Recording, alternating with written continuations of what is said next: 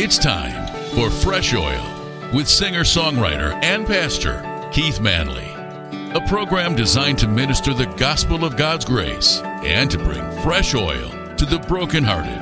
And now, with today's program, Pastor Keith Manley. Welcome to Fresh Oil and the final program in our series, The Things Jesus Touched.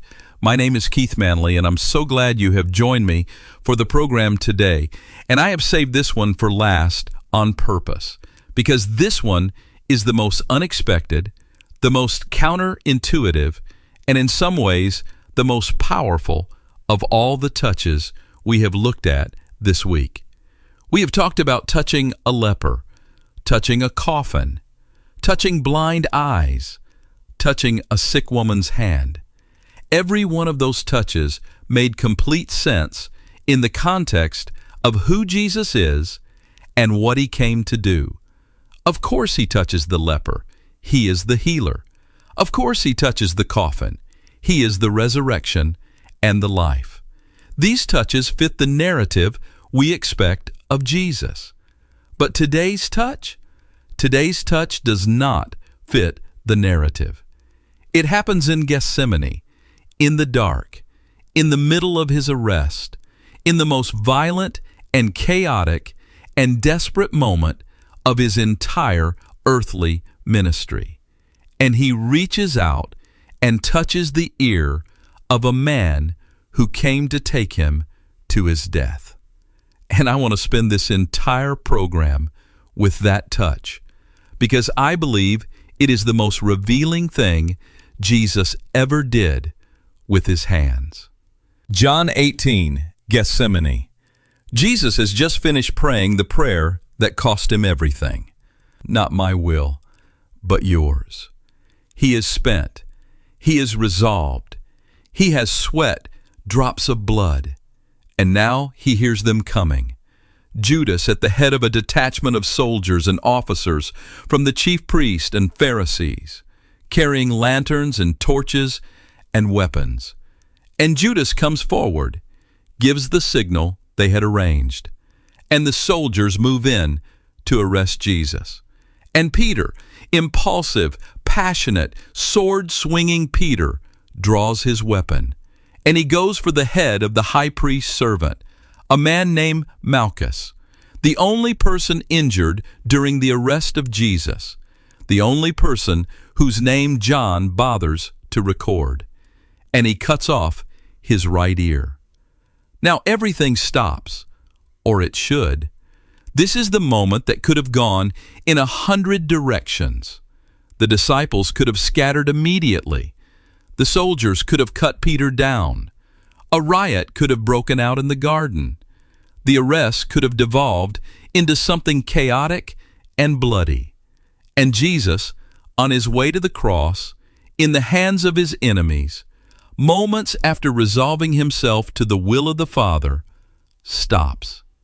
He reaches out. He picks up the ear. Luke, the physician, tells us he touched the ear and healed him. He put it back. He fixed what his own disciple had broken. And then he turns to Peter and says, "Put your sword into the sheath. The cup which my Father has given me, shall I not drink it?" He healed the wound his own people caused. And here is the first teaching point. Jesus spent his ministry healing wounds. He spent his last free moments healing a wound caused by his own disciple. Peter made the mess. Jesus cleaned it up. The sword of a well-meaning but badly aimed follower of Christ drew blood. And Jesus, on his way to shed his own, stopped to restore what his friend had damaged. I want to be very direct about this because I think it is one of the most important things in this series. The Church of Jesus Christ has caused wounds. Well-meaning, sword-swinging, Peter-like followers of Jesus have cut people, have said the wrong thing at the wrong time with the wrong spirit, have gone after the enemy and hit an innocent bystander, have fought for the right thing in completely the wrong way. And Jesus, even on his way to the cross, even in the middle of the most important night in human history, stops to heal what his people broke. He is still doing this. He is still reaching into the places where misguided religious zeal has cut someone and touching the wound and making it whole. Not because Peter deserved to be bailed out, not because Malchus deserved the healing, but because healing is what Jesus does. Even at midnight, even in Gethsemane, even on the way to the cross. A woman came to our church years ago, and before she would sit down with me, she said, "I need you to know that the last church I was in damaged me badly. People said things that cut me to the bone, and I am not sure I trust any church or any pastor." And I said to her, "I understand, and I am sorry. And I want to tell you something. The same Jesus who was in that church is in this one, and he is in the business of healing the wounds that well-meaning but misguided people cause. He was doing it in the Garden of Gethsemane the night they arrested him. He has not stopped." She stayed, and over time, Jesus touched the ear. The wound that religion caused, Jesus healed, because he always does. He always reaches back in to fix what Peter broke. Now I want to push into the full weight of this touch, because Malchus was not a bystander. He was not an innocent civilian. He was the servant of the high priest, meaning he was there on official business, representing the religious establishment that had orchestrated the arrest and trial and crucifixion of Jesus. He was part of the machinery that was going to kill him, and Jesus healed him. He healed the man who came to arrest him. He reached out and touched and restored someone who was actively, personally, officially participating in his death. And here is the second teaching point. The healing grace of Jesus has no enemy exceptions. He does not have a list of people he will not touch. He does not withhold his healing power from the people who have wronged him. On the night that he was betrayed, in the moment of his arrest, he healed a man who came to take him. He loved his enemy in the most concrete, physical, immediate way possible. He touched his ear and made it whole. Now, I want to be honest with you. This is the hardest teaching point in this entire series. Because loving our enemies in a general sense, sure, we can say that. Praying for the people who have wronged us, yes, we know that is what we're supposed to do. But reaching out and touching the wound of someone who is actively participating in your destruction, that is another level entirely. And Jesus did it without being asked. Malchus did not ask for healing. He probably did not even realize what had happened in the chaos. He was bleeding, and then he was whole, and Jesus was already speaking to Peter. No request, no prayer, no expression of faith, just the healing hand reaching toward the wound of an enemy. There is a documented account from the concentration camps of World War II. A Jewish prisoner who had suffered enormously at the hands of his captors.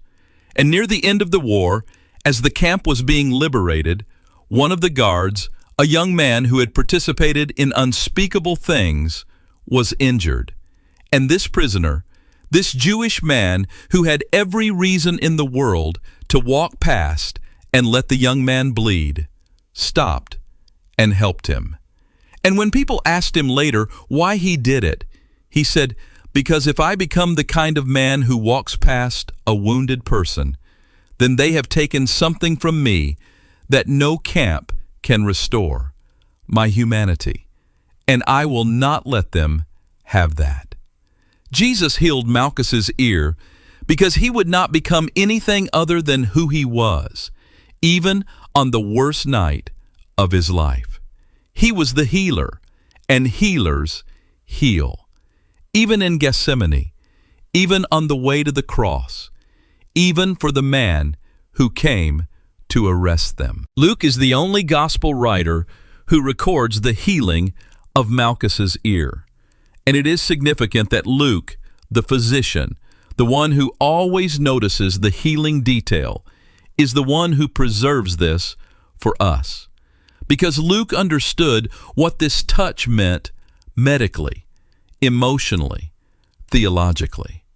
This is the last miracle Jesus performed before the cross. Think about that. Of all the things he could have done with his last free act of healing power, of all the ways he could have used those hands in the hours before they were nailed to wood, he used them to restore an enemy's ear. And here is the third teaching point.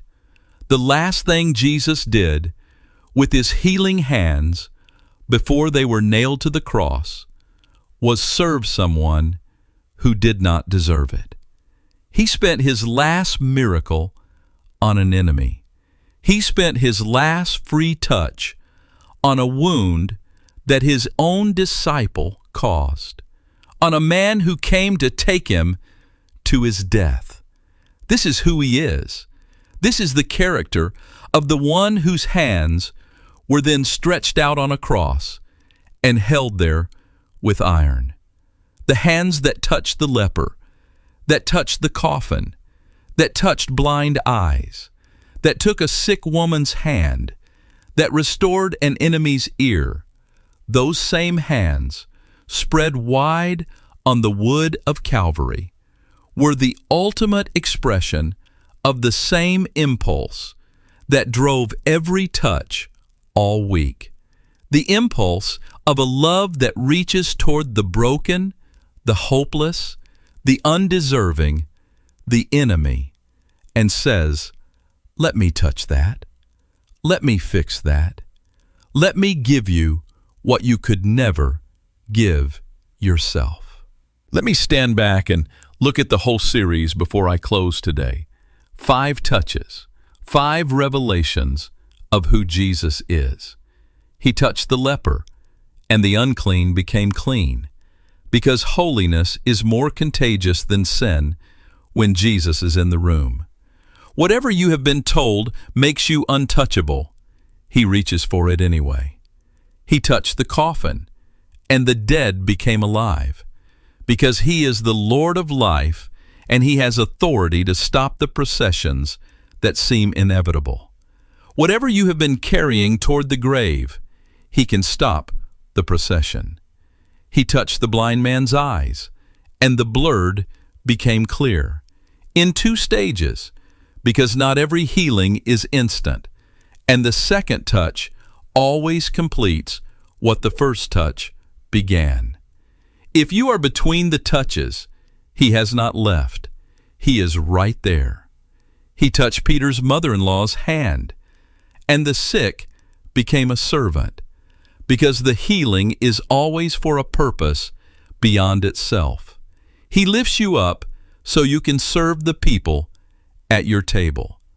And he touched Malchus's ear, and the enemy became the recipient of grace, because his healing has no enemy exceptions, and because the last thing he did with his hands before they were nailed to the cross was reach towards someone who did not deserve it.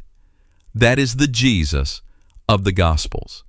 That is the one whose hands are still reaching. That is the one who is still touching what the world has declared untouchable. Thanks for joining us today for Fresh Oil with Pastor Keith Manley. Fresh Oil is an outreach of Grace Family Church in Rockford, Illinois, and can be heard each weekday at this same time. You can reach us online at weneedgod.com. Until next time, remember, God's love for you is unconditional, and he makes his mercies new every morning.